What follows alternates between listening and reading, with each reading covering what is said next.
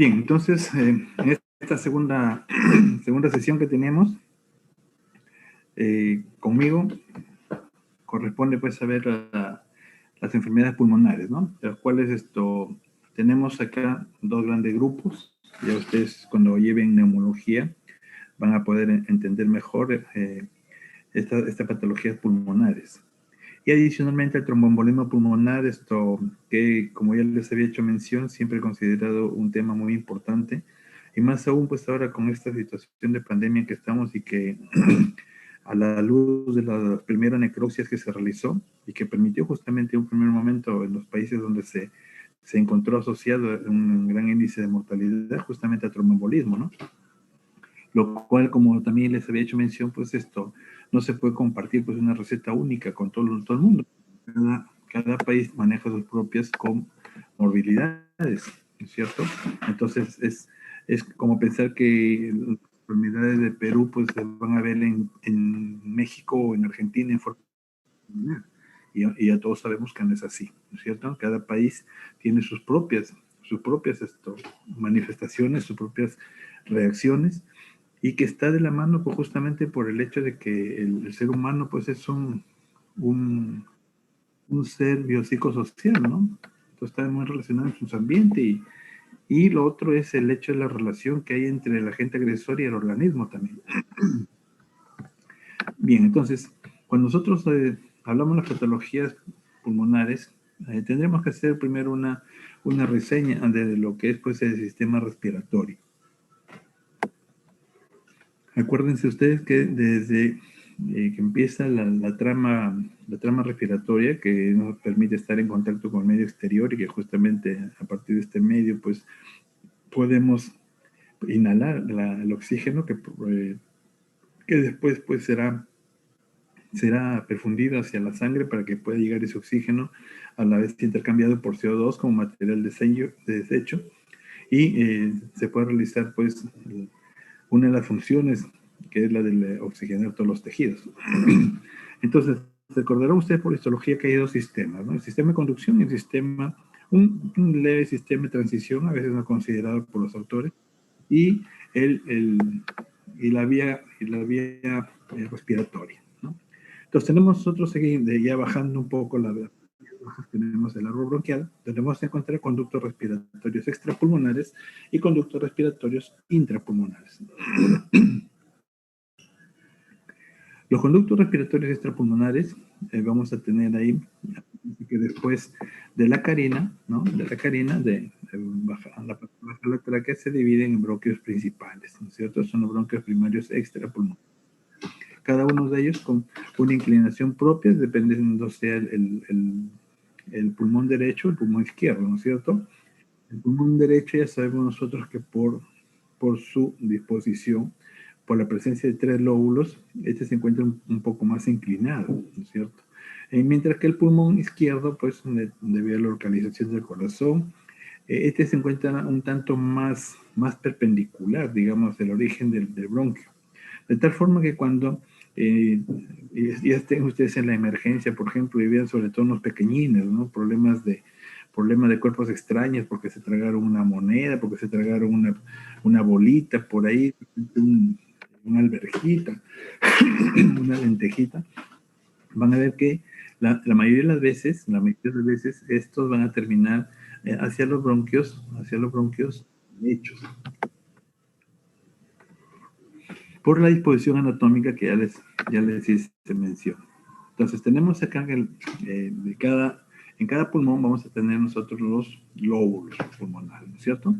Y siguiendo en su arquitectura más pequeña vamos a tener los lobulillos pulmonares, que es el tejido pulmonar abastecido por un bronquiolo terminal.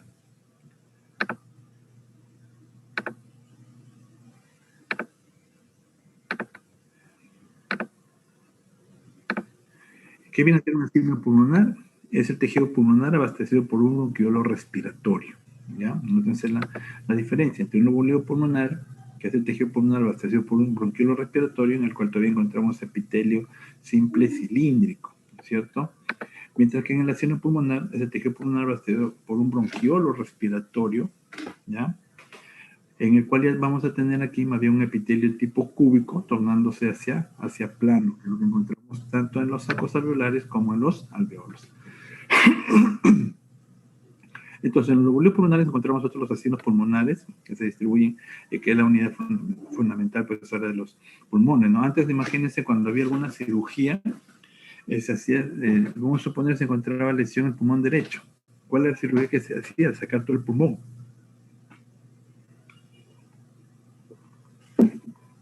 Luego pasa el tiempo y con la identificación de los lóbulos pulmonares, se identificaba alguna lesión en alguno de los lóbulos, se sacaba el lóbulo completo, ¿no?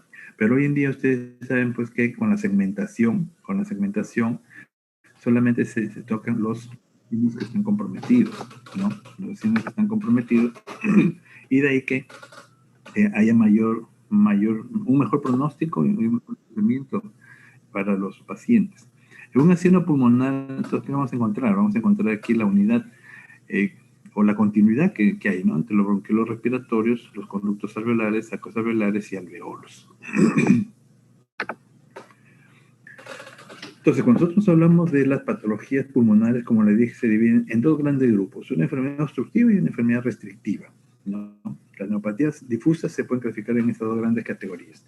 Ahora, pero ¿qué es lo que me da a mí la forma o cómo yo llego a determinar si esta enfermedad que estoy viendo en el momento de la consulta es obstructiva o de repente es restrictiva? Para eso hoy en día, en neumología, ¿no? En neumología, pues se vale de una prueba, que es la espirometría. Entonces, es como si nosotros pretendiéramos dar un diagnóstico en hematología, ¿no es cierto? En hematología, imagínense dar un diagnóstico sin hacerle, pues, un estudio de grupo sanguíneo y todos los estudios hematológicos, ¿no es cierto? No se podría. No podría diagnosticar yo anemia mientras no confirmo, pues, de que sus números glóbulos rojos están por debajo, ¿verdad? Entonces, aquí ocurre algo similar. Entonces, en neumología ustedes van a notar que lo primero que hace el neumólogo cuando se enfrenta a uno de estos padecimientos, inmediatamente se procede a la programación de una espirometría, ¿no? La espirometría, y el cual tiene pues algunas cositas muy importantes, porque imagínense, depende desde la técnica que se tenga para hacer espirometría para tener un mal diagnóstico, ¿no? Son cositas de técnicas que de repente cuando están en clínicas o en su respectiva práctica lo van a poder afianzar mejor. Lo importante es que estas medidas nos sirven para establecer la diferenciación entre una enfermedad y otra. Entonces, en la enfermedad obstructiva, ¿qué vamos a ver? Esta se va a caracterizar porque va a haber una limitación del flujo aéreo, habitualmente debido a un aumento de la resistencia producida por una obstrucción parcial o completa o a cualquier nivel, ¿no? Entonces puede ser obstructivo algo, por ejemplo, que de repente estaba tragando una persona y se le obstruyó un pedazo de carne en la laringe, en la tráquea, por supuesto, ¿no es cierto? De repente justo hace rato estaba viendo unos videos ahí que habían colgado en YouTube, donde estaba una persona dormida y el otro o sea, de bromista, ¿no? Le extiende un tubo y le hace llegar una bolita hacia la boca. Eso puede ser fatal. Eso puede ser fatal porque puede terminar con la muerte. Esas bromas no se hacen, ¿no? Esas bromas pueden terminar en desgracia. Pero, en fin, ¿cuáles son los casos? Entonces, aquí hay que diferenciar lo que es una enfermedad, ¿no es cierto? Lo que es una enfermedad o evolución producto de cambios morfofisiológicos, y lo otro es que sea una obstrucción de tipo obstructivo, que es mecánico y que es de tipo súbito, ¿ya? Pero de todas maneras, para que usted tenga más o menos la idea global, ¿no? Porque cuando hablamos de tipo de obstrucción de tipo mecánicos, ya eso lo verán en medicina legal sobre todo, ¿no? O en cirugía de repente. Entonces, dentro de las enfermedades que nos llevan a este estado de obstrucción, encontramos el enfisema, las bronquitis crónicas, el famoso asma y las bronquiectasias. Mientras que en las enfermedades restrictivas se caracterizan más bien por una reducción de la expansión del parénquima pulmonar y de la capacidad pulmonar total. Entonces aquí tenemos que esta limitación, ¿no? Esta reducción de la expansión puede darse principalmente por dos trastornos.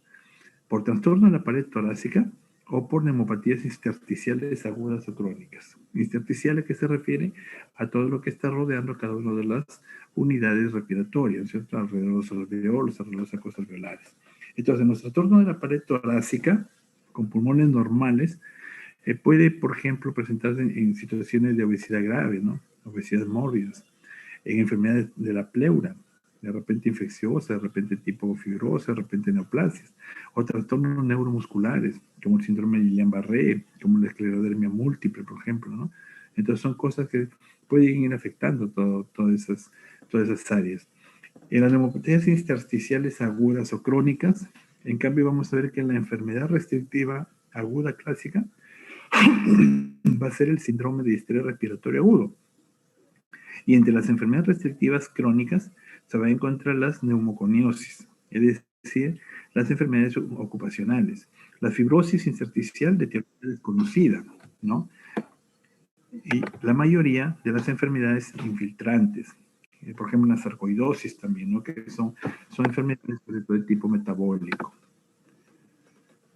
Entonces, hablábamos nosotros de las enfermedades obstructivas, teníamos ahí principalmente el enfisema, bronquitis crónica, asma y bronquiectasis.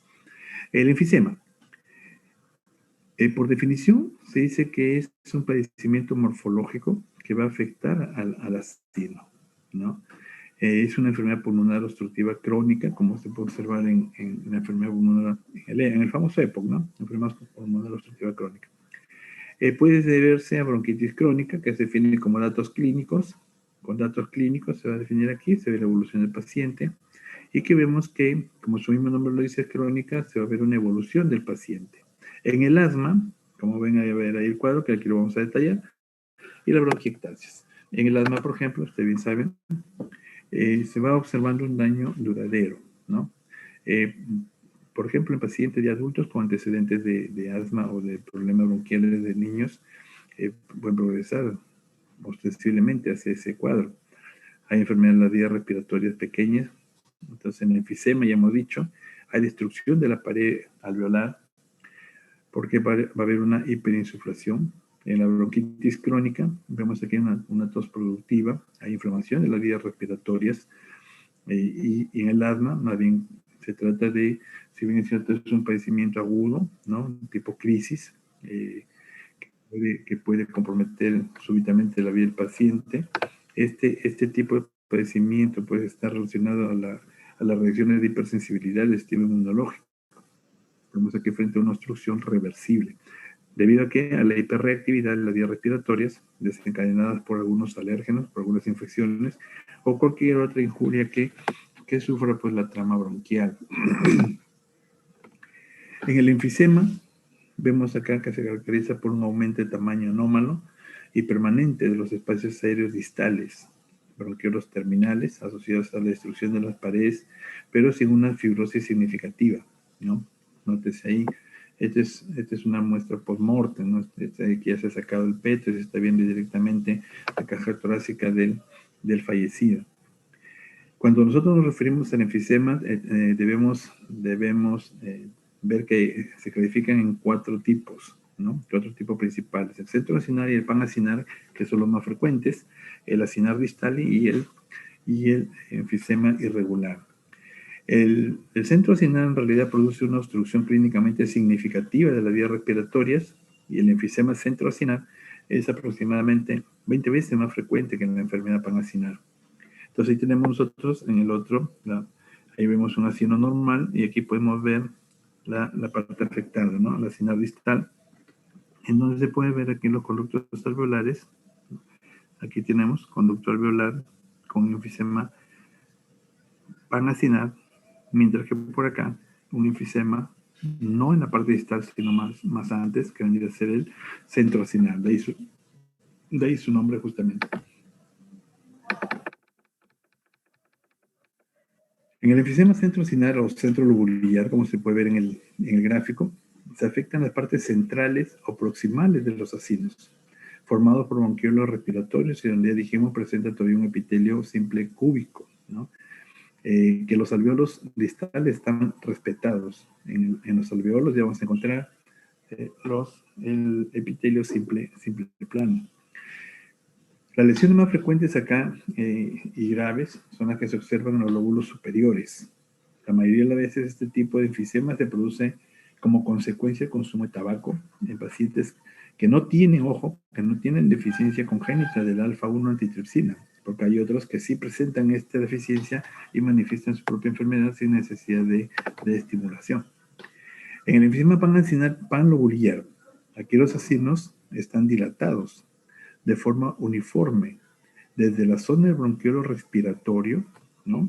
Bronquiolo respiratorio estaría acá, ¿no? Aquí empieza, hasta los alveolos terminales, que ustedes saben que los alveolos finalmente terminan pues en fondo de saco ciego, ¿no es cierto? Entonces tienden a aparecer con más frecuencia en los campos pulmonares inferiores, a diferencia del anterior, que eran los superiores. Y es el tipo de enfisema que sí produce la deficiencia de alfa-1 antitripsina, a diferencia del anterior. En el enfisema acinar distal o paraseptal, vamos a ver aquí que hay una parte distal afectada de forma predominante. Es el más llamativo cuando está cerca de la pleura, a lo largo de los tabiques, del tejido conjuntivo lobulares y en los bordes de los lobulillos, adyacente a zonas de fibrosis, cicatrización o atelectasia, y suelen ser más grave en la mitad superior de los pulmones. Podemos observar múltiples espacios aéreos dilatados, ¿no? Que pueden estar menores o iguales a 0,5 milímetros, y se pueden ver algunas bulas, como hemos visto en la imagen de la necropsia, bulas que pueden superar los 2 centímetros de diámetro, ¿no? De estos alveolos dilatados. Se desconoce la causa y la mayor frecuencia en los casos de neumotoras espontáneos se observa en adultos jóvenes.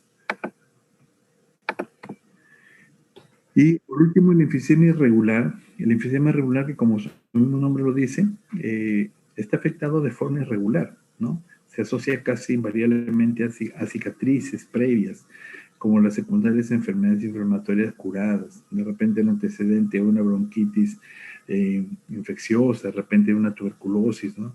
Aunque clínicamente puede cursar asintomático y puede ser de la forma más frecuente de enfisema también. Y aquí tenemos la relación, ¿no? Ahí, en relación justamente con esto, el compromiso de la antitripsina y como favorecimiento de este, con la estimulación con el tabaco puede llevar pues al daño permanente. Y aquí en esta imagen es donde podemos ver acá cómo es que vamos a ver esos pulmones, ¿no? Si ustedes revisan su histología normal, ustedes podrán identificar que la parte de los sacos alveolares y los alveolos se ven un tanto homogéneos, ¿no? Un tanto más o menos del mismo tamaño todas las estructuras terminales. Sin embargo, acá miren ese semejante espacio, ¿no es cierto? Aquí, acá otro, o aquí otro, ¿no es cierto? O por acá, por ejemplo, miren semejantes espacios que, bueno, este es un bronquiolo terminal, en toda la trama alveolar, sacos alveolares, como se encuentra acá. Hay semejantes espacios que eso es lo que representa pues los alveolos dañados, estos han sido insuflados. Entonces, al estudio histológico se evidencia la destrucción de las paredes alveolares, como se puede ver en la imagen. No se observa fibrosis, lo que induce a un aumento de tamaño de los espacios aéreos, ¿no? Se reduce el número de capilares alveolares en la zona intersticial y se observa pues la insuflación. Aquí en las características clínicas se dice que la disnea es el primer síntoma, ¿no? Es el primer síntoma. También puede acompañarse de la tos, sibilancias, pueden ser también los síntomas iniciales. La pérdida de peso es frecuente, puede haber una disminución del volumen expiratorio forzado que se da en el primer segundo, ¿no? Puede haber una disminución, o puede haber que su capacidad vital forzada esté normal o casi normal. Entonces, esos datos se obtienen a través de la espirometría, que como les dije, es un examen que se hace a los pacientes en el cual con un equipo se les hace primeramente que aspiren aire, luego que vayan botando ese aire a través del tubo, y se tiene en cuenta pues, el control en el primer segundo, ¿no? En el primer segundo, y posteriormente después con lo más que puedas, hasta lo que más puedas soplar, se va midiendo toda su capacidad ventilatoria. Se ha visto pacientes con tórax en barril, por ejemplo, y disneicos, en pacientes que tienen antecedentes de asma, ¿no? Es frecuente ver en personas adultas ese tipo de tórax, los que a veces se les bromea como los pechos los pechos de lata, ¿no? Con una expiración claramente prolongada. En algunos casos puede presentarse hipertensión secundaria, pese a que hipertensión pulmonar secundaria, pese a que dijimos que la hipertensión pues eh, es un poco difícil de presentar, ¿no? Dado las características funcionales de los vasos pulmonares, pero la presencia de este pues indica que ya hay una gravedad en el cuadro, ¿no? Y como ya habíamos revisado en la primera unidad, va a repercutir en un daño cardíaco. La muerte por enfisema es secundaria justamente a una insuficiencia pulmonar. Va a acompañarse de acidosis respiratoria, hipoxia y coma, a una insuficiencia cardíaca derecha o también el denominado cor pulmonar, como ya habíamos revisado. Otro cuadro que también se ve dentro de este grupo de enfermedades es la bronquitis crónica. La bronquitis crónica es frecuente entre los fumadores y habitantes de ciudades afectadas por la contaminación de algunos estudios que indican que hasta el 20-25% de los hombres entre 40 y 65 años padecen esta enfermedad. Bueno, anteriormente se ha asociado mucho al consumo de tabaco, pero ustedes saben que en los últimos 20 años pues, el uso de tabaco también ha venido disminuyendo tremendamente, ¿no? Pero aún así en nuestro país se encuentran asociados no tanto al tabaco, sino también a otras causas que generalmente tienen que ver pues con la situación socioeconómica y cultural de cada lugar, ¿no? El diagnóstico de la bronquitis crónica se establece de forma clínica, ¿no? El neumólogo le evalúa al paciente, hace su historia clínica, luego pide los datos, los signos y síntomas que puede rescatar, hace su examen, complementa con su espirometría y ubica dónde está el paciente. Pero básicamente aquí es la clínica, ¿no? La confirmación, sí, siempre es como ver un paciente con anemia, ¿no es cierto? Al verlo ya con una anemia marcada, ¿no es cierto? Con una anemia marcada ya me indica pues que tienen un problema de anemia. Sí necesita todavía de cuantificar a qué tipo de anemia es, ¿no? El cual ya se consigue con todos los demás exámenes. Dentro de la patogenia, vemos aquí que la característica definitiva de la bronquitis crónica es la hipersecreción de moco, que comienza en las vías respiratorias grandes, es decir, en los bronquios. Entonces vemos acá que el tabaquismo, si bien se ha encontrado en una gran cantidad de casos, también el dióxido de azufre y el dióxido de nitrógeno, estos van a provocar hipertrofia de las glándulas de la mucosa de la tráquea y de los bronquios principales. Y si ustedes toman atención, estos son los pacientes que constantemente están con el carraspeo, que se conoce, ¿no? Se puede observar algunos cambios histológicos, incluso en la trama respiratoria. Hay aumento de las células calciformes, secretoras de mucina, del epitelio superficial de los bronquios de menor tamaño y de los bronquiolos, ¿no? Ustedes saben que estas células calciformes portan cilios y que los cilios pues, van desplazando todas las secreciones hacia la parte superior. Posteriormente esto, ayudado pues por la buena cantidad de hidratación que haya, pues esto llega a la garganta y sin darnos cuenta nosotros estamos deglutiendo esa cantidad de moco, salvo que sea haya un padecimiento mayor donde sí necesitamos expulsar pues el mayor contenido de moco que pueda haber, ¿no? Y para eso se utilizará alguno de los medicamentos que están en el mercado. Entonces, estos tres elementos también van a provocar inflamación con infiltración por linfocitos CD8, macrófagos y neutrófilos. Linfocitos T liberan citocinas como las interleucinas I3, ¿no? En el estudio histológico muestra las características diagnósticas de la bronquitis crónica, aumento de tamaño de las glándulas secretoras, de moco en la tráquea y los bronquios principales, ¿no? Pero obviamente para el diagnóstico ya sabemos nosotros que no es necesario pues, hacer una biopsia, ¿no es cierto? El diagnóstico es clínico y con la técnica ya señalada, ¿no? Pero esto se puede corroborar pues en algunos casos en que haya tenido necesario por alguna necesidad extrema o de repente por buscar alguna neoplasia en que sí tenga que hacerse biopsia, o de repente hay algo en sala de necropsia, pues, ¿no? Que pueden ser la causa de muerte de tipo incidental, otra causa, y llega ahí, pero también llega con su cuadro. La magnitud de este aumento de tamaño se valora con el cociente entre el grosor de la capa de glándulas mucosas y el total de la pared bronquial, ¿no? Entonces, se hace una relación, ¿no? El índice de... Bueno, esto no, la verdad que clínicamente no lo van a usar, es mayor como para que tengan de conocimiento, pero como le vuelvo a repetir, de la mano sobre todo con el manejo neumológico que se pueda dar, ¿no? Para referencia, ahí está.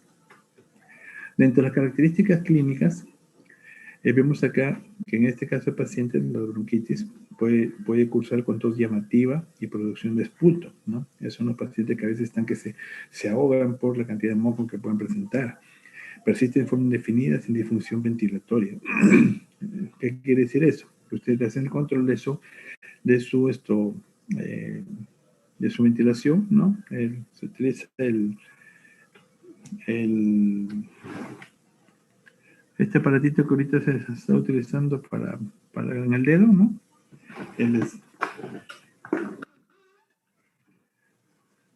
Entonces, con esos aparatitos vamos a ver nosotros para ver la saturación, el saturómetro. Entonces, vemos que la saturación no se afecta, ¿no? No hay disfunción ventilatoria. Entonces, esa es una de las cosas, por ejemplo, que determina para hacer el diagnóstico diferencial la otra entre un COVID de este tipo de enfermedades, ¿no es cierto? Porque si vemos que de repente no puede ser una tos tan severa como la que tenemos en estos casos, pero sin embargo vemos que está afectando su saturación de oxígeno, ahí sí es mejor pensar que estamos frente a un caso de COVID, pensar que estamos frente a un caso de estos. Este es un síndrome clínico también que se puede asociar a hipercapnia, ¿no? Hipoxemia, y en los casos graves podemos encontrar acá cianosis, que justamente justifica el uso del nombre de abotagados, ¿no? O azules, que se le puede ver en algunos pacientes en situaciones severas. La progresión de la bronquitis suele complicar con hipertensión pulmonar e insuficiencia cardíaca, eso ya lo habíamos ya hecho mención. Lamentablemente son estados crónicos que por la cercanía funcional y anatómica que se encuentra con el sistema cardíaco, pues se han afectado los dos. Algunos pacientes desarrollan una enfermedad pulmonar obstructiva crónica importante, con obstrucción incluso del flujo aéreo. Y ahora, las infecciones que ocurren de repetición en la insuficiencia respiratoria son lamentablemente unas amenazas constantes en este tipo de pacientes, ¿no? Que pueden llevar a muerte de estos pacientes. Sí, asociado también a otras situaciones de salud, pues, ¿no? De repente pueden tener hipertensión, de repente son obesos, y todo eso que lamentablemente repercute en el sistema integral del paciente, ¿no? Ahora con el asma. El asma es un trastorno inflamatorio crónico de las vías respiratorias que puede provocar episodios repetidos de sibilancias, disnea, opresión torácica y tos. La característica de este cuadro son una obstrucción intermitente y irreversible de las vías respiratorias. Hay inflamación crónica bronquial, hay eosinofilia, hay hipertrofia, hay hiperreactividad del músculo liso bronquial y hay aumento de la secreción de moco, ¿no? Entonces, para reducir en el asma, lo que vamos a encontrar son dos signos principales, la hiperreactividad bronquial y la hipersecreción de moco, ¿no? A eso se reduce, que puede llevar a la estenosis justamente de la trama bronquial, y encima que se llene de moco, pues a impedir una adecuada respiración, e incluso puede haber muerte súbita de pacientes. Nosotros en sala de necropsia hemos tenido cuantos casos así. Un caso bastante llamativo fue incluso de una chica estudiante de medicina, décimo ciclo que vivía en Moyobamba. La chica era asmática. Y dicen que un fin de semana se fueron con sus amigos de Moyobamba a una excursión a las montañas. Esta chica se olvida su inhalador y le da un absceso ahí en las alturas. Lastimosamente falleció. Un caso que podríamos llamar, pues, esto descuido bastante infantil, ¿no? Son de los grupos que a veces le llamamos de muertes tontas que se presentan, ¿no? Pero en fin, eso demuestra que ninguna enfermedad, pues, debemos nosotros confiar, ¿no?, de ninguna enfermedad. Todas pueden complicar, todas pueden llevar a la muerte del paciente. Entonces, la predisposición genética a la hipersensibilidad que se da acá es sobre todo de tipo 1. Ahí va a haber una atopia. Vemos aquí que la inflamación aguda y crónica en las vías respiratorias se puede ver en este tipo de pacientes y la respuesta exagerada a los bronquios frente a diversos estímulos. Estos vienen a ser los principales factores etiológicos del asma. Asimismo, la participación de los linfocitos T, colaboradores de tipo 2, TH2, puede ser clave en la patogenia del asma. Las citocinas elaboradas por los linfocitos TH2 justifican gran parte de las características del asma. La interleucina 4 estimula la producción de inmunoglobulina E. La interleucina 5 activa los eosinófilos. Y la interleucina 13 más bien estimula la producción de moco y también del inmunoglobulina E por los linfocitos B. Y ahí tenemos en este esquema justamente cómo se aumenta la producción de moco y la vasodilatación que va a ocurrir a nivel vascular, ¿no? Ahí tenemos la broncoconstricción y cómo es que el músculo liso también empieza a responder frente a esa sobreestimulación. Hay activación de los eosinófilos, neutrófilos y linfocitos T. Y un dato curioso, ¿no? Por ejemplo, en los pacientes que mueren por un absceso asmático, por ejemplo, ¿no?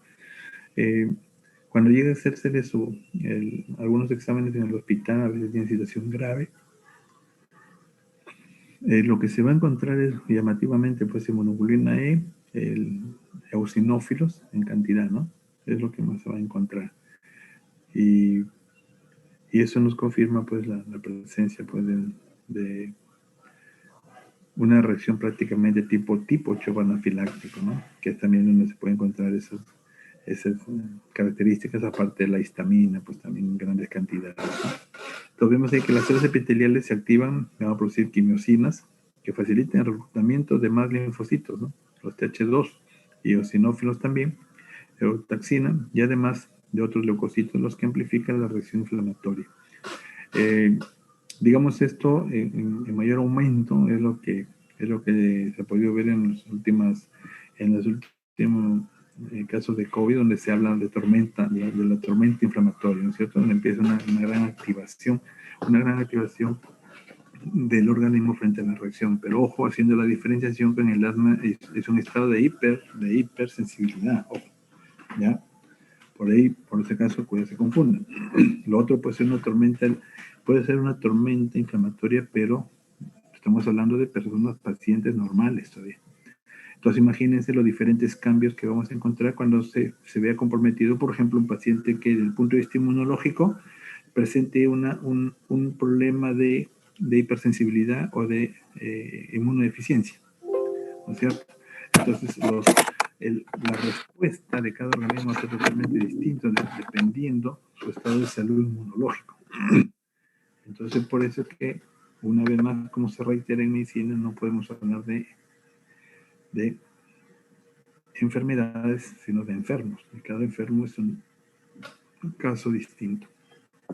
Aquí tenemos remodelado de la vía respiratoria. Los brotes repetidos de inflamación ocasionan cambios estructurales en la pared bronquial, que en conjunto, vamos a ver acá, se denomina el remodelado, ¿no? Entonces, ¿y qué se va a encontrar ahí? ¿No? Miren, comparen acá, a simple vista, una vía respiratoria normal, tiene una luz bastante, digamos, permeable, ¿no? En cambio, comparado acá, vemos ahí que la obstrucción, hay una disminución en la luz del bronquio, sumado al hecho de la reacción tanto músculo liso como la presencia de las glándulas mucosas. Entonces, hay hipertrofia músculo liso bronquial y de las glándulas mucosas, hay aumento de la vascularización, hay aumento de depósitos de colágeno epitelial que aparecen varios años antes que se manifiesten los síntomas incluso, ¿no?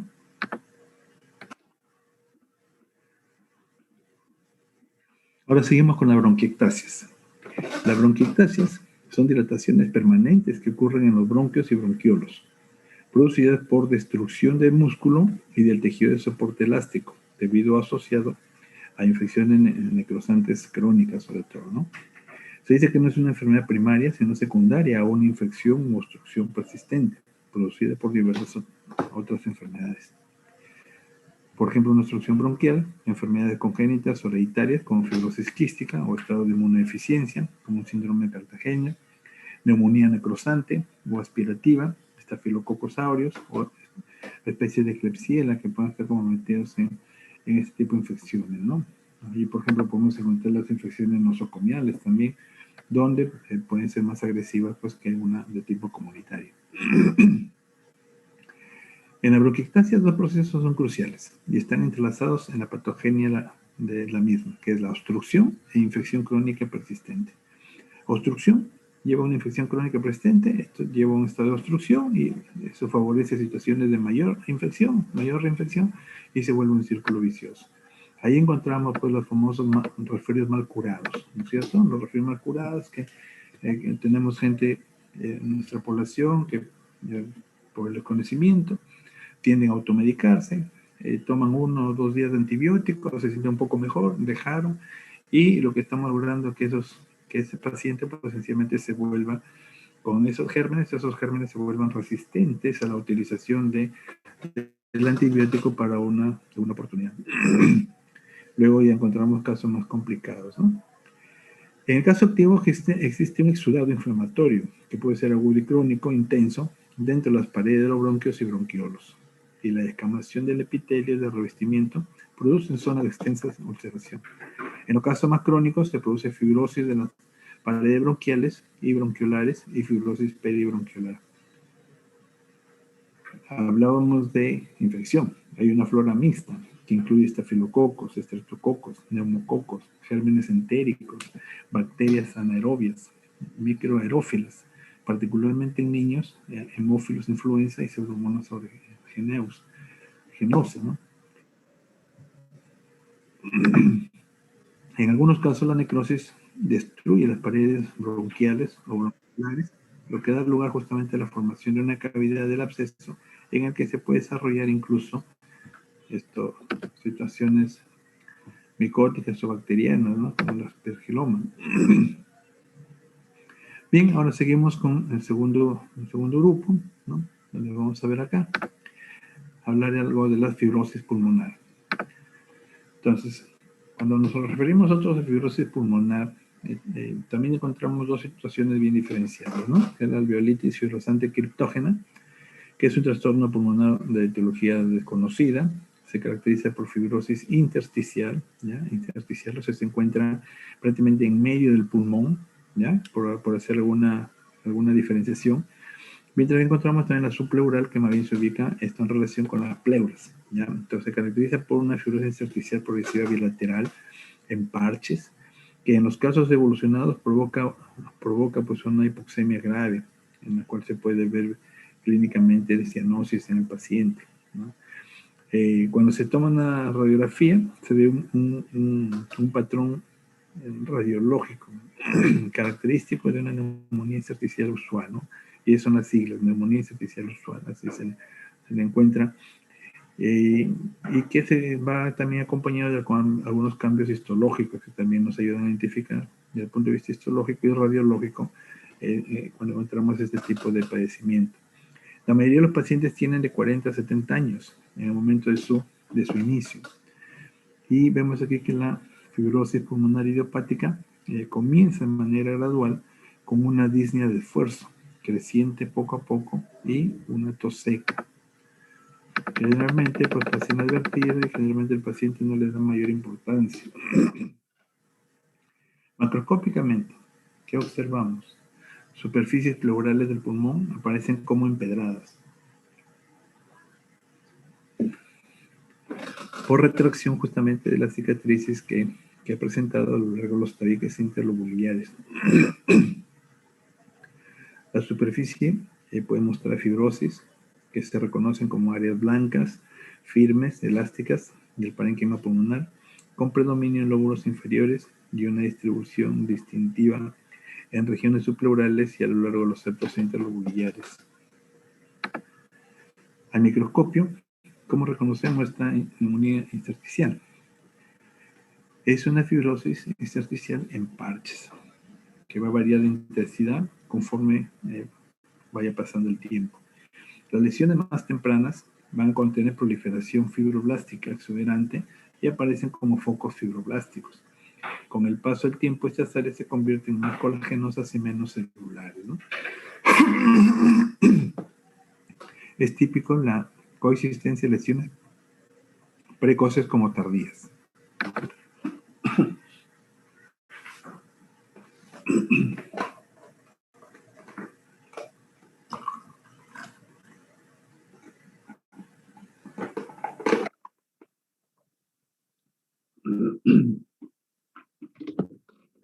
Entonces, la fibrosis que se puede identificar en microscopio es una fibrosis densa que causa colapso de las paredes alveolares y formación de espacios quísticos tapizados por neumocitos tipo 2, hiperplásticos o epitelio bronquiolar, o lo que se reconoce como fibrosis empanada.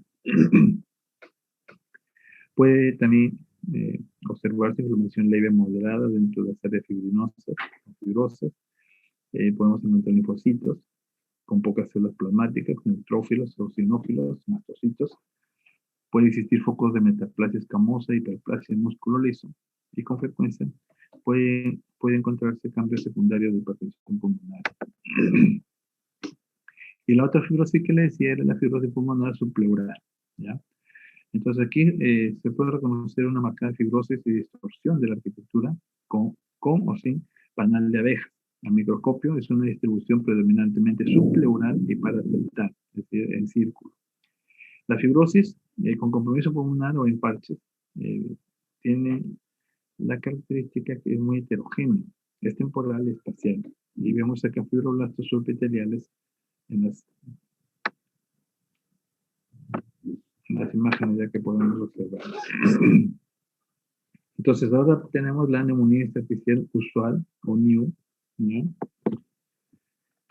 En la cual vemos aquí la representación esquemática de cómo a partir de la lesión epitelial, ¿no? De la activación de una lesión epitelial puede llevar a una fibrosis pulmonar. Entonces aquí se activa una serie de mecanismos. Toda lesión va a llevar a que haya una respuesta. Entonces esa activación o lesión va a llevar a que se formen fibroblastos y miofibroblastos, para los cuales hay una serie de mecanismos donde van a actuar pues ciertas sustancias que por un lado vamos a ver ahí la inhibición de las caviolas en los fibroblastos, como por otro lado vamos a ver la reducción de la telomerasa, ¿no? Entonces aquí vemos que estos factores de crecimiento transformante, pueden afectar en ambos sentidos y finalmente llevamos a una producción de fibroblastos y miofibroblastos. Ahora, cuando encontramos la inhibición en las caviolas de los fibroblastos, va a llevar a su vez a una inhibición de depósitos de colágeno en matriz extracelular. Por lo tanto, ¿no? Vamos a ver ahí que finalmente los fibroblastos y miofibroblastos van a actuar acá a este nivel, finalmente dando pues lugar a una fibrosis pulmonar. Recuerden ustedes que al fibrosar el tejido,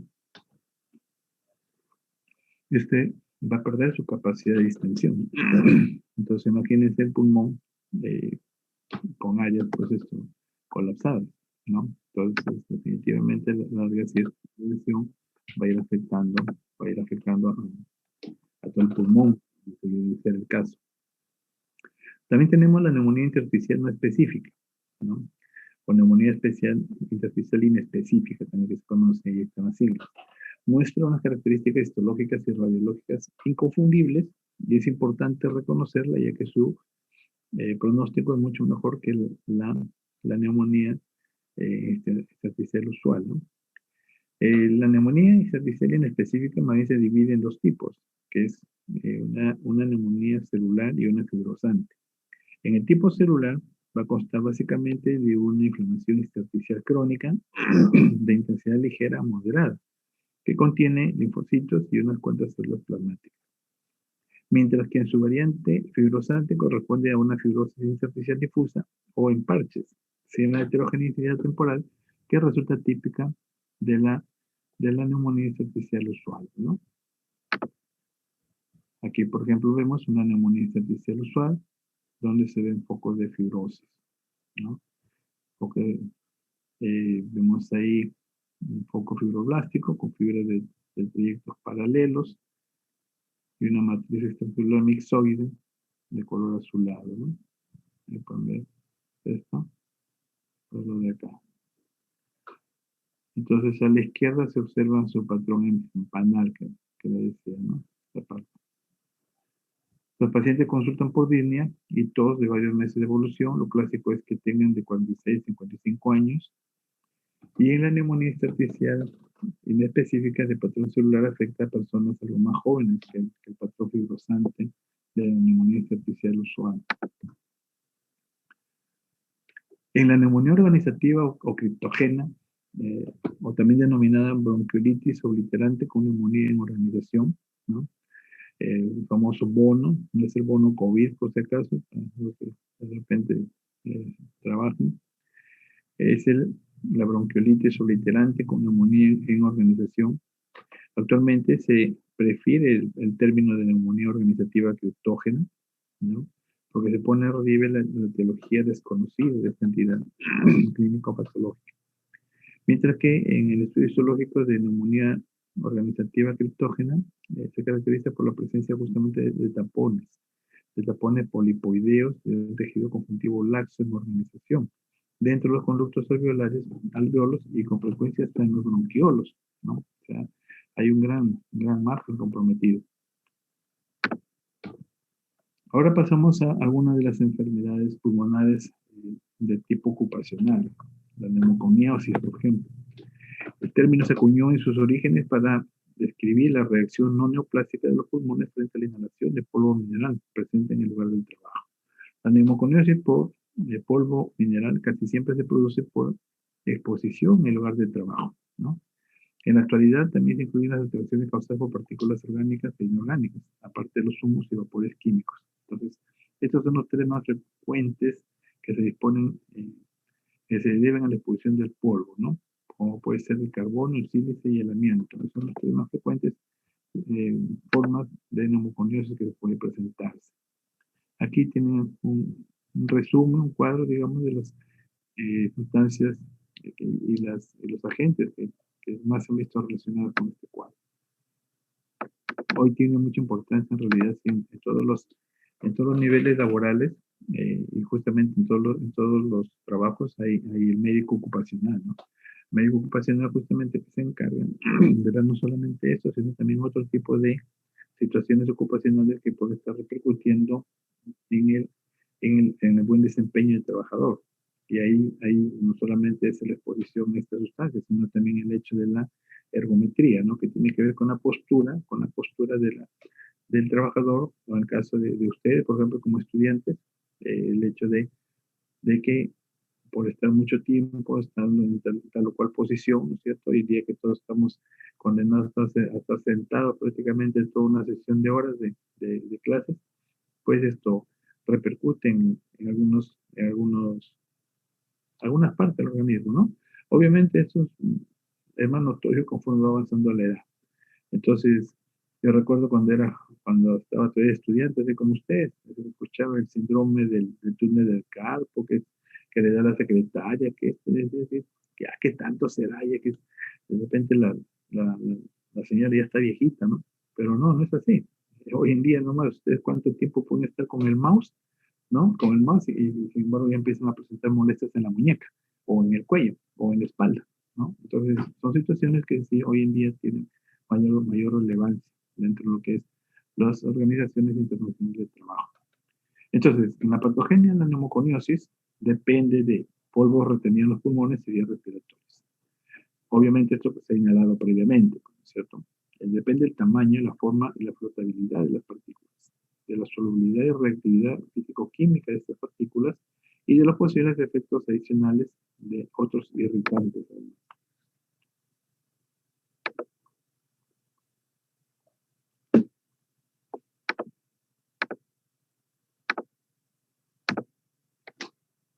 Depende de la concentración de polvo en el aire, el tiempo de exposición, la efectividad de los mecanismos de limpieza. Partículas más peligrosas son las que tienen un diámetro entre 1 a 5 micras que llegan a las vías aéreas terminales. Asimismo, pequeñas partículas más probable que aparezcan en líquidos pulmonares y alcancen niveles tóxicos con rapidez, ¿no? Mostrando pues un daño agudo. Hay partículas mayores que resisten a la disolución y por tanto pueden resistir dentro del parénquima pulmonar durante años. Entonces, ese tipo de partículas son las que provocan una neumoconiosis colagenosa fibrosante, la silicosis, el cuarzo, que es una especie de sílice. La presencia de la sílice estimula los macrófagos y esto produce una serie de productos que median una respuesta inflamatoria y van a iniciar además la proliferación de fibroblastos y depósitos de colágeno, por lo tanto, van a dar una respuesta cicatricial a un daño presentado. En consecuencia, vamos a tener un pulmón a la larga fibrosado, ¿no? Como podemos ver acá. Un nódulo fibrótico, característico de la silicosis pulmonar. Al igual que los granulomas, estas lesiones están insertadas dentro del parénquima pulmonar, ¿no? Aquí es tomada, por ejemplo, de Robin, de la cuarta edición, donde se puede ver esta imagen. Algunas partículas son captadas por las células epiteliales, o cruzar el tapizado epitelial o interaccionar directamente con los fibroblastos y los macrófagos intersticiales. Algunas partículas llegan a los linfáticos mediante drenaje directo o dentro de los macrófagos respiratorios y por lo tanto inician una respuesta inflamatoria, ¿no? Y ahí tenemos cómo se da, cómo va pasando el espacio intersticial. Por ejemplo, tenemos también otro cuadro que es la neumoconiosis de los trabajadores de carbón, ¿no?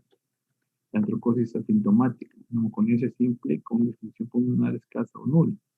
Y tenemos la complicada o la fibrosis masiva progresiva, ¿no? Fibrosis masiva progresiva con compromiso en la función respiratoria. La antracosis es la lesión pulmonar más inocua inducida por el carbón en los mineros y también se ve con frecuencia en los habitantes de las grandes urbes y los fumadores. Antracosis, y así es como se ve un pulmón antracótico. ¿Sí? Entonces llegan las partículas de carbón a los alveolos, ¿no es cierto? Los alveolos, rápidamente los vasos linfáticos empiezan a captarlos y terminan no solamente en el espacio intersticial del pulmonar, sino también en toda la trama ganglionar y glial del pulmón. Por eso es frecuente encontrar en pacientes con antracosis, encontrar también ganglios pulmonares linfáticos, también antracóticos. La silicosis causada por inhalación de dióxido de silicio cristalino, que es el sílice, enfermedad laboral más frecuente en el mundo es esta, ¿no? Se presenta como una neumoconiosis fibrosante nodular lentamente progresiva, y la sílice se encuentra en forma cristalina y amorfa, ¿no? Ahí pueden ver las cristalinas en cuarzo, la cristobalita y la tridimita. Son mucho más fibrogénicas, lo que resalta la importancia de la forma física y las propiedades superficiales de la patogenia. El cuarzo es la causa más frecuente de silicosis. ¿Cómo se da esto? Por inhalación, ¿no? O sea, las partículas interactúan con las células epiteliales y macrófagos. Vemos ahí que algunos macrófagos mueren por los efectos incluso tóxicos del sílice. Y el sílice sigue causando pues activación y liberación de otros mediadores para los macrófagos viables. Ahí tenemos mediadores como la interleucina 1, el factor necrotumoral, fibronectina, mediadores lipídicos, radicales libres de oxígeno, citocinas y fibrogénicas, ¿no? Y también vemos que paralelamente va a estar induciendo el reclutamiento de linfocitos y macrófagos hacia el alveolo y hacia el intersticio. Otro elemento también que causa daño pulmonar es el asbesto, de una familia de los silicatos hidratados cristalinos que forman fibras y se suelen conocer como un conjunto como amianto. La exposición laboral al amianto se asocia con placas fibrosas localizadas o rara vez con fibrosis pleural difusa, en derrames pleurales, en fibrosis intersticiales parenquimatosas por asbestosis. Puede asociarse a cáncer de pulmón en pacientes expuestos a este tipo de sustancias. Puede asociarse a mesoteliomas también, otro tipo de tumor, o cáncer de laringe y cánceres un tanto lejanos como el colon, el intestino. Y ahí tenemos los trabajadores que trabajan con este material, ¿no? Hay sobre todo estas planchas que se utilizan en los techos. Al ver un pulmón en una necrosis de un paciente con este tipo de afección, vemos aquí efectos oncogénitos de asbesto, ¿no? Ahí están mediados por radicales libres, reactivos generados por las fibras de asbesto. En esta zona macroscópica, una zona bastante amplia y que denota un cambio en la arquitectura tisular con el resto del pulmón. Los carcinógenos del humo de tabaco son absorbidos por las fibras de amianto, de lo cual va a producir una potenciación de sus efectos dañinos. Se dice que hay riesgo de cáncer de pulmón por amianto hasta en 5 veces, pero sin embargo cuando este paciente que está expuesto al amianto y encima consume tabaco, su riesgo aumenta hasta 55 veces la posibilidad de que puede ser un cáncer de pulmón. La asbestosis empieza en los lóbulos inferiores y las regiones subpleurales. La fibrosis empieza alrededor de los bronquiolos respiratorios y conductos alveolares y se extiende hacia los sacos alveolares. Al progresar, la fibrosis va afectando los lóbulos medios y superiores, ¿no? Por lo tanto, hay un daño pulmonar permanente. Esto lleva a una situación de hipertensión pulmonar y que puede llevar a un cor pulmonar, ¿no? Un compromiso cardíaco. Aumenta el riesgo mesotelioma cuando hay una asbestosis hasta en 1000 veces de padecer el paciente un cáncer de ese tipo. Clínicamente, ¿cómo se presenta? Con disnea, tos con expectoración, la frecuencia después de los 20 años de exposición. Pueden progresar a insuficiencia respiratoria, cor pulmonar, muerte. Puede haber radiografía de tórax que revelan densidades lineales irregulares, sobre todo en ambos lóbulos inferiores. Y si progresan, se ven la característica imagen empanada. Otra afección de tipo ocupacional, la sarcoidosis, es una enfermedad sistémica, más que todo de tipo relacionado al tipo metabólico, ¿no? Más que todo. Es una enfermedad sistémica, o sea, conocida, caracterizada por unos granulomas no calcificantes en múltiples tejidos y órganos. Esta entidad presenta múltiples patrones clínicos, pero la linfadenopatía iliar, los ganglios linfáticos de los cilios pulmonares pueden verse comprometidos en ambos lados. O puede haber participación pulmonar, la cual se hace evidente en una radiografía de tórax, hasta en un 90% de los pacientes, y con frecuencia en trastornos oculares y cutáneos. El diagnóstico histológico de la sarcoidosis se efectúa por exclusión, ¿no? Para no encontrar otros daños. Hay predilección constante por adultos menores de 40 años de edad. ¿Y qué se observa acá? Vamos a encontrar un trastorno de la regulación inmunitaria en personas que están predispuestas genéticamente y que están expuestas a algunos agentes ambientales. El proceso está regulado por los linfocitos T cooperadores, los CD4. En el caso, por ejemplo, de un trasplante pulmonar, la sarcoidosis recidiva en los nuevos pulmones, en el 75% de los pacientes. Es decir, que el trastorno es en general todo el organismo y que al llegar justamente todas estas sustancias al pulmón que ha sido trasplantado igual la va a terminar afectando. Hay posibles antígenos como desencadenantes de esta enfermedad. Se dice que puede encontrarse algunos virus, algunas micobacterias, la borrelia, incluso hasta el polen, ¿no? Pero en la actualidad no se dispone de ningún dato inequívoco que indique que la sarcoidosis esté producida por un agente infeccioso. Bueno, y cuando hablamos nosotros de espirometría, tan solo como para que tengan presente la forma de cómo se saca esto, ¿no? Por lo menos el sustento. Ahí tienen el FB1. El FB1 que viene a ser el volumen expirado forzado en el primer segundo, ¿no? ¿Qué viene a ser el FBC? Viene a ser la capacidad vital forzada. El cociente de estos debe ser mayor 70%. Entonces, ahí estamos hablando de valores normales. Con respecto a la capacidad vital forzada, debe ser mayor del 80% del teórico esperado, ¿no? Y en el caso del volumen expiratorio, que sea en el primer segundo, debe ser mayor del 80% también del teórico. Ahora, con respecto al flujo expiratorio medio o FEP 25-75, es aquel que se sitúa entre justamente el 25 y el 75% de la maniobra expiratoria forzada, que el valor normal debe ser mayor o igual que 60. Entonces, con estos valores se descarta si estamos frente a una enfermedad de patrón restrictivo o estamos frente a una enfermedad de patrón obstructivo, ¿no? Si es patrón restrictivo, como pueden ver acá, lo más probable que encontremos la, la, capacidad, la capacidad vital forzada disminuida, mientras que el volumen expiratorio forzado en el primer segundo disminuido, ¿no? Sin embargo, el cociente, ¿no? El cociente, vamos a encontrarlo normal, muy diferente a un patrón obstructivo, como por ejemplo puede ser un asma, ¿no es cierto? Donde vamos a ver su capacidad de vital forzada puede estar normal, pero sin embargo, su expiración forzada el primer minuto, su volumen va a estar disminuido tanto como la fracción.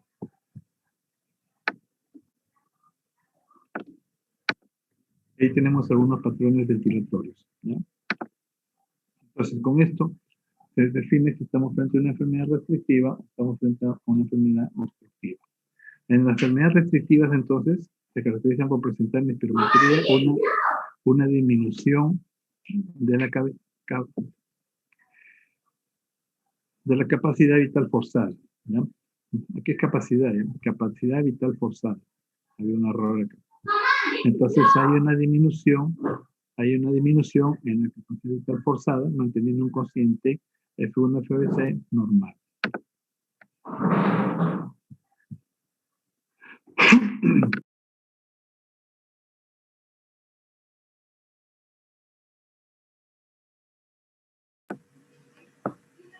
Ahora, ¿qué causa nosotros tenemos de restricción?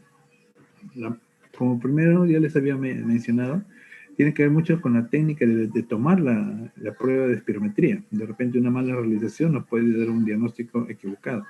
La presencia de enfermedades pulmonares intersticiales, resecciones pulmonares, patologías no pulmonares como alteraciones en la caja torácica, obesidad, alteraciones neuromusculares, patología pleural, patología diafragmática, insuficiencia cardíaca.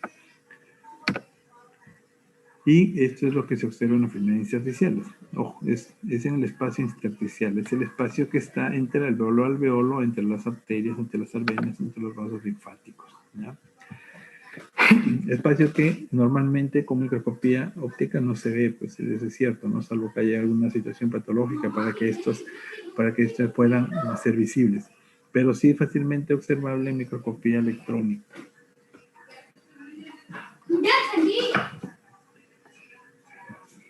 La enfermedad restrictiva más frecuente, entonces, enfermedad pulmonar intersticial difusa.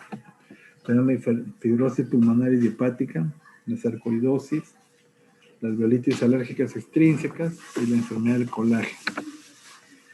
Y aquí tenemos la clasificación de las enfermedades pulmonares intersticiales, ¿no? Ahí tenemos las difusas, por ejemplo, las pneumonitis intersticiales idiopáticas, de causa conocida asociadas a entidades bien definidas, y por acá primarias asociadas a otros procesos no bien definidos.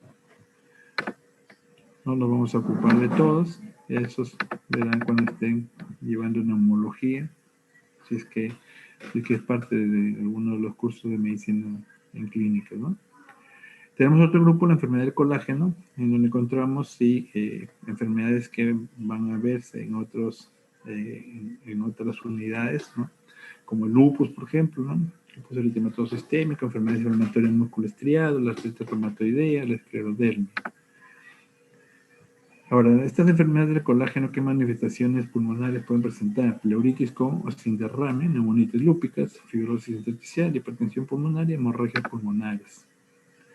Ahora, las causas de obstrucción de vías respiratorias altas pueden ser de este tipo, ¿no? Lo que les decía al comienzo. Por ejemplo, como tenemos ahí tipo funcional, por causas de presión del sistema nervioso, disfunción neuromusculares, obturación de la luz, de repente por aspiración de líquidos, obstrucción por sólidos, Lesión orgánica paritales, que pueden ser tipo congénito, edema inflamatorio, granulomas, traumatismo, fibrosis, tumores intrínsecos, y compresión extrínseca, pueden ser vasculares y tumores. Y enfermedades vasculares pulmonares hay dos tipos principales, que es el embolismo pulmonar, al bloquear las arterias de los pulmones por trombosis venosa profunda, por ejemplo, un coágulo en las venas que puede romperse y moverse al largo del sistema venoso hasta el pulmón, y la hipertensión pulmonar por la tensión sanguínea alta en las arterias pulmonares que transportan sangre del corazón hasta los pulmones, dañan la parte derecha del corazón y evita la correcta circulación de la sangre por el cuerpo y causar la muerte. Bien, entonces, para terminar, vamos a mencionar lo que le dije, el tromboembolismo pulmonar. El embolismo pulmonar o enclavamiento en los diversos materiales, habitualmente coágulos sanguíneos procedentes del sistema venoso en el árbol arterial pulmonar. Por tanto, ligado a trombosis venosa profunda, estimado hasta en 10% de estas, se producirá un tromboembolismo pulmonar masivo. Se usa el término enfermedad tromboembólica venosa para resaltar que son manifestaciones distintas de una misma enfermedad. Entonces, el material que puede ser embolizado, porque no todo pueden ser coágulos tampoco, ¿no? También pueden formarse tromboembolismos de aire, de grasa ósea, de líquido amniótico, de acúmulo de bacterias, de parásitos, de células neoplásicas, sustancias exógenas como talco, algodón, contrastes radiológicos. Aunque la incidencia de todos ellos es baja, ¿no? Excepcionalmente, trombosis arteriales in situ, en relación con invasión por tumores o necrosis secundarias, infecciones o vasculitis. Y en el caso de trombosis, en el caso de tromboembolismo pulmonar, vemos aquí que, si bien es cierto, es desde el punto de vista clínico difícil de diagnosticar, lamentablemente tiene una alta mortalidad. Generalmente el diagnóstico es post-mortem, ¿no? Sale necropsis. Es justamente lo que mencionaba acá acerca de las necropsias. Y aquí tenemos la etiogenia patogenia, 95% de los coágulos sanguíneos procedentes del sistema venoso profundo, las extremidades inferiores, ilíacas femorales y hipopliteas, ¿no? La que más frecuente se puede encontrar en la parte más baja. Aquí se estima que el trombo se ha desprendido sin dejar secuelas en las venas o bien que proceden de territorios no explorados, como venas pélvicas, renales, cavas, cavidades cardíacas, derechas y extremidades superiores. De repente zonas de mayor diámetro. Y tenemos aquí la heterogenia y factores de riesgo. Describió Virchow en el año 1856, donde hablaba de 3 factores: la éstasis vascular, lesión de la íntima de los vasos y alteración del sistema de la coagulación. Diversas situaciones clínicas que predisponen a la trombosis inciden alterando 2 o 3 factores, ¿no? Entonces, a partir de ahí que se origina todo el cuadro. Algunos factores clínicos de riesgo para la enfermedad tromboembólica demostrados, hay estos probables, ¿no? Entonces, ¿por qué es importante tener en cuenta esto? Porque de ahí, dependiendo cuál sea la motivación de la hospitalización, pues se le puede iniciar tratamientos de anticoagulación, ¿no? O identificar los estados de hipercoagulabilidad, como pueden verse aquí en este cuadro, y a partir de ahí entablar la posibilidad de tratamiento, como le dije. Es más, miren, algunos procedimientos ya de por sí, ya se ha demostrado que puede haber una incidencia en las trombosis venosas, ¿no? Entonces, es un dato bastante importante tener en cuenta para evitarnos complicaciones postoperatorias o de hospitalización de larga data. Con mucho menor frecuencia, 5%, encontramos embolias aéreas, grasas, amnióticos, sépticas, células tumorales, sustancias exógenas, ¿no? Las embolias, por ejemplo, de aéreas tienen que ser más de 50 mililitros. Difícilmente se podrá producir con menos volumen. En los intentos de aborto, traumatismos torácicos, neumotórax y neumoperitoneos, ventilación mecánica y en la descompresión rápida de los buzos también pueden suscitarse con este tipo de embolias aéreas. Los émbolos grasos. El material está constituido por grasa y a veces fragmentos de médula ósea. Son sobre todo frecuentes después de la fractura de huesos largos en pacientes que son operados en traumatología, ¿no? También pueden presentar este tipo de problemas.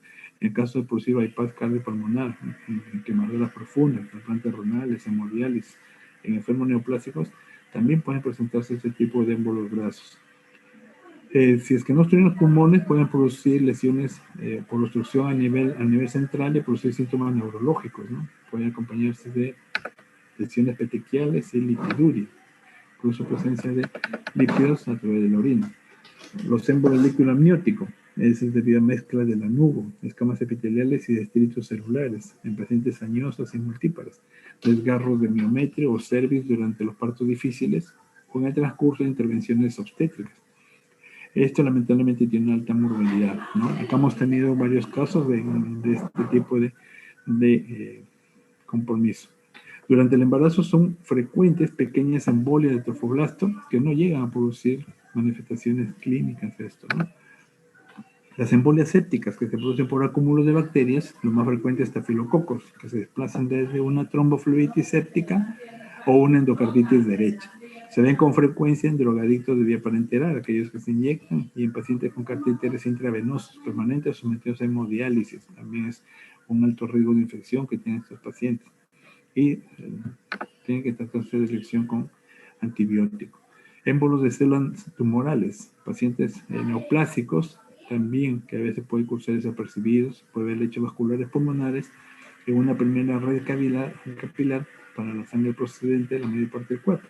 También son otras células tumorales por vía linfática que posteriormente llegan al pulmón, ¿no? Y de paso, hacer pues esto, hacer metástasis pulmonares, ¿no?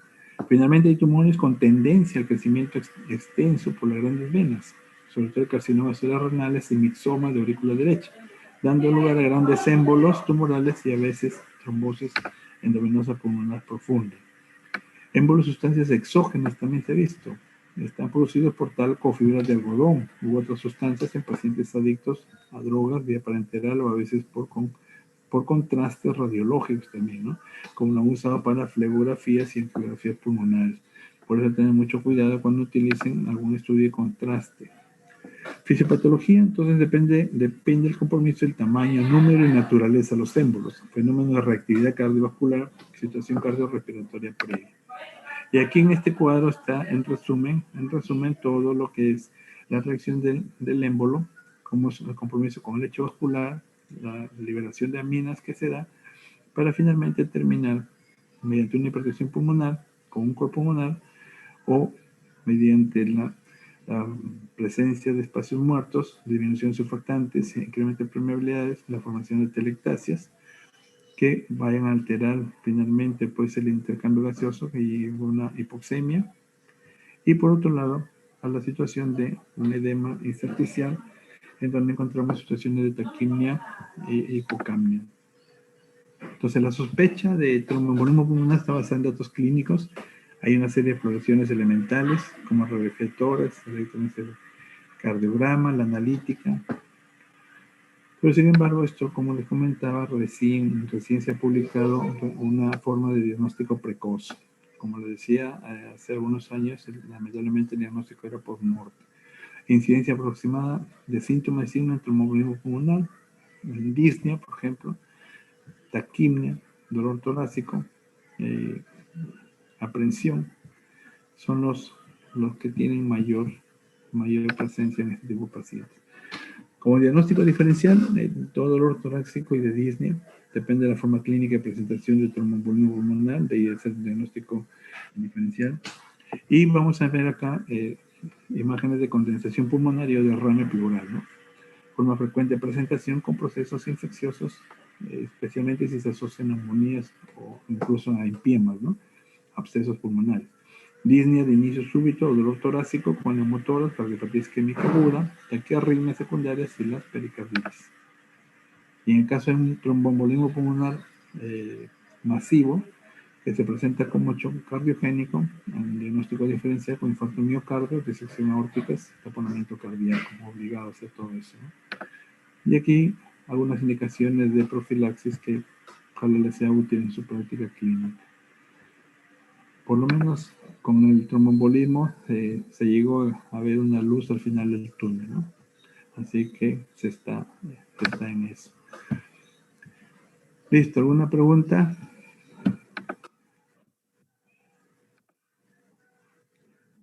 ¿Alguna pregunta?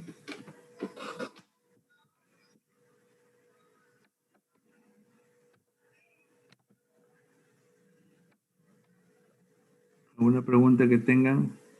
Pero estas diapositivas ya están en el campus, ¿no? Sí, los voy a actualizar. Los voy a actualizar ya. De aquí en una hora la estoy colgando.